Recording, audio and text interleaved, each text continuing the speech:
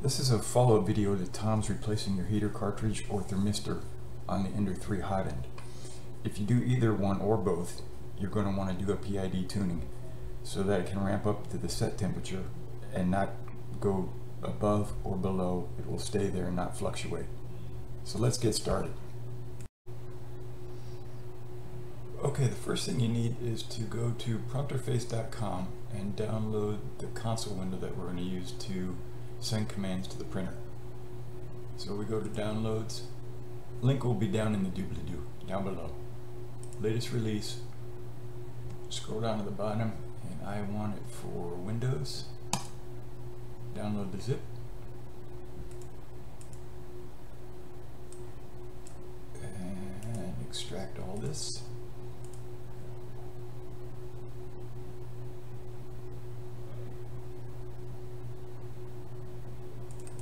And we want to run PrompterFace.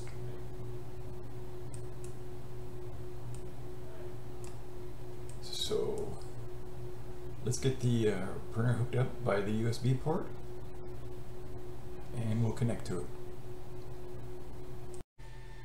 Okay, now that we got the printer connected by USB and it's turned on and the hot end is cold, we want to start a PID tune with a cold hot end.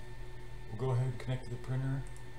I've only got one thing connected, so I see COM port 4, and that's set to the default speed. If you've rebuilt Marlin with a higher speed, you want to match that, and we'll hit connect. The printer's online, Marlin bug fix 2.0, that's what I have, and the defaults that I've already got set. Okay, we're ready to start. So to start Marlin's PID tuning algorithm, we want to go M303 E0 for the only hot end we have. You could leave that out and it'll still work. I want to set the temperature at 205. That's where I print most of my PLA, all my tiles. And we want to do 8 iterations to narrow in get that PID tuning narrowed down. Any more than that, you're just wasting time. Any less, and it may not get close enough. So see, it's the default. So let's hit it, and PID auto tune started. Okay, so this will take 3 to 5 minutes to run through. So I'll pause the video and come back when it's done. Okay, we're back. It did its 8 iterations and tells you what the PID value should be, and then it will sit there doing this busy pause for user. What you need to do is hit the control knob on the Ender, because it's sitting there waiting for user input saying PID auto tune's done. So you click that and that'll stop these messages. So now we have our values, so we want to go ahead and set those. What we're going to do is M301 P 19.60 I 1.49 and B 6463.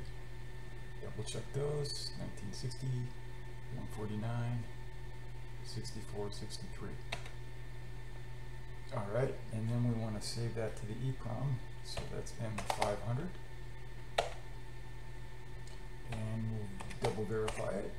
M503, read out the EEPROM settings. And we have 19.6, 1.49, 6463. Good.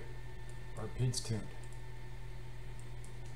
So if you restore the factory defaults or change Marlin firmware versions, you'll need to reset this. It just run PrompterFace, do a PID tune, and put the values.